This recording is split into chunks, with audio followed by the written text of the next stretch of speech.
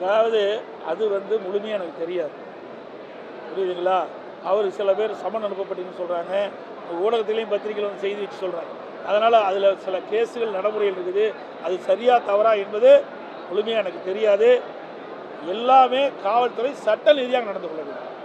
பாரபட்சம் பார்க்கக்கூடிய ஆளுங்கட்சி எதிர்க்கட்சி என்று பாரபட்சம் பாராமல் சட்டப்படி அவர்கள் நடக்க வேண்டும் என்பதுதான் என்னுடைய வலியுறுத்தல். அதுதாங்க நான் சொல்லிட்டேன். எல்லாமே 5ஆம் தேதி சொல்லுவோம். அது இங்கே சொல்லிட்டா 5ஆம் தேதிக்கு எங்கள் ஆள் போகிறதுக்கு வேலை இல்லாமல் போயிடும். 5ஆம் தேதி அனைத்து இந்திய அண்ணா திராவிட முன்னேற்ற கழகத்தின் சார்பாக 2 பேர் கலந்து கொள்வார்கள். அந்த 2 பேரும் அனைத்து இந்திய அண்ணா திராவிட முன்னேற்ற கழக நிலைப்பாட்டை அந்த கூட்டத்தில் எடுத்து சொல்வார்கள்.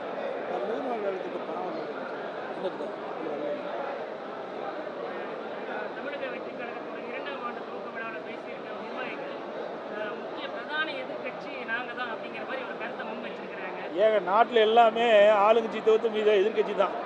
நாட்டில் எல்லாமே எதிர்கட்சி. ஆனால் சட்டமன்றத்தில் பிரதான எதிர்கட்சிங்கிறது அதிமுகவுக்கு தான் அந்த அந்தஸ்து உண்டு, வேற எந்த கட்சிக்கும் கிடையாது. மக்கள் கொடுக்கப்பட்ட அங்கீகாரம் அனைத்து இந்திய அண்ணா திராவிட முன்னேற்ற கழக கட்சிக்கு தான். அவர்கள் தான் பிரதான எதிர்கட்சி. அந்த பிரதான எதிர்கட்சி தான் மக்களுடைய பிரச்சனையை சட்ட நீதியாக எடுத்து சொல்லும்.